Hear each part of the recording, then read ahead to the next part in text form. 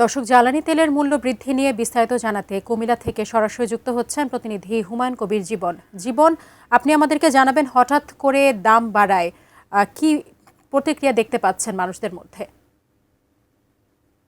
ধন্যবাদ জানাচ্ছি। সে সাথে আসলে যে জ্বালানি তেলের যে সংকট প্রতিদিন যেভাবে আসলে যারা আসলে বাইক চালক রয়েছেন এবং মোটরসাইকেল এছাড়াও যে অন্যান্য যে পরিবহন রয়েছে সেখানে কিন্তু আমরা দেখেছি যে আসলে দীর্ঘ সময় কিন্তু দীর্ঘ লাইন আমরা দেখতে পেয়েছি। কিন্তু আজকে আমি এই শহরের একটি পেট্রোল পাম্পে এসেছি। এখানে কিন্তু আজকে কিন্তু তেমন দীর্ঘ লাইন দেখা যাচ্ছে না এবং আমরা আরও কয়েকটি পেট্রোল পাম্পে ঘুরে দেখেছি। মূলত আসলে অনেক পেট্রোল পাম্পে কিন্তু তেল নেই এবং যাও যদি তেলের দেখা মিলে সেখানে কিন্তু দীর্ঘ লাইন দেখা যায়। কিন্তু হঠাৎ করে যে তেলের দাম বৃদ্ধি পেয়েছে সেখানে কিন্তু যারা গ্রাহক রয়েছেন তারা অনেকেই কিন্তু আসলে ক্ষোভ প্রকাশ করেছেন। আবার অনেকে বলছেন তেলের দাম বাড়লে সমস্যা নাই, কিন্তু তারা যেন তেলটা পায় সেটাই তারা নিশ্চিত করুক সরকার, সেটাই তারা বলছিলেন। তো আমি যদি বলি যে আসলে কুমিল্লার ঢাকা চট্টগ্রাম মহাসড়কের পাশে অনেক পেট্রোল পাম্পে কিন্তু তেলের জন্য কিন্তু বিভিন্ন পরিবহন বিশেষ করে ট্রাক, বাস এগুলি কিন্তু দীর্ঘ সারি রয়েছে। আমরা খবর নিয়েছি, জানতে পেরেছি সেখানে কিন্তু আসলে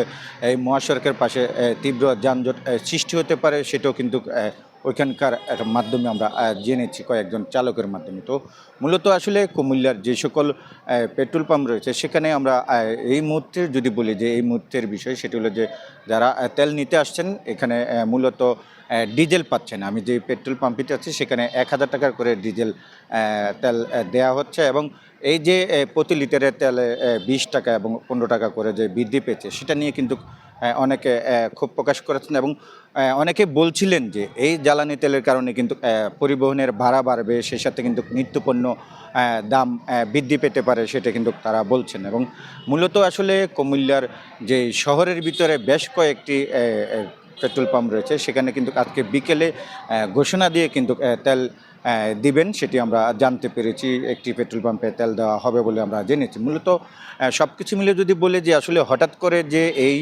সব ধরনের জ্বালানি তেলের দাম বৃদ্ধি পেয়েছে সেক্ষেত্রে কিন্তু যারা গ্রাহক রয়েছেন এবং আমরা খুচরা বাজারও খবর নিয়েছি, যারা আসলে খুচরা বিক্রি করেন তারা কিন্তু আসলে অনেকটা দামে বেশি দামে বিক্রি করছেন বলে এরকম অভিযোগ আমরা পেয়েছি। এছাড়াও আসলে অনেক ট্রাক চালক এবং যারা মোটর চালক তাদের জীবন কেমন যাচ্ছে সেটাও আমরা জানার চেষ্টা করেছি। বিশেষ করে ট্রাক চালক যারা তারা বলছেন যে আসলে তাদের দৈনিক ১৫ থেকে ২০ লিটার ডিজেল তেল লাগে, সেখানে কিন্তু তারা তেল কিন্তু তেমন একটা পাচ্ছেন না বলে অভিযোগ করেছেন। সে সাথে কিন্তু তারা বলছেন যে তাদের যে কাজকর্ম সেখানে কিন্তু ব্যাহত হচ্ছে। বিশেষ করে জীবনযাত্রা নিয়ে তারা কিন্তু আসলে অনেকটা হতাশ এবং অনেকে ক্ষোভ প্রকাশও করেছেন। তো সব কিছু মিলে যদি বলি যে আসলে এই তেলের দাম বৃদ্ধি পাওয়ার কারণে অনেকে খুশি হয়েছেন এবং আবার অনেকে হতাশ হয়েছেন, আবার অনেকে ক্ষোভ প্রকাশ করেছেন। তো সব কিছু মিলে আমরা যে বিষয়টি বলতে চাচ্ছি সেটি হলো যে আসলে এই যে সংকট মুহূর্তে যে তেলের দাম বেড়েছে,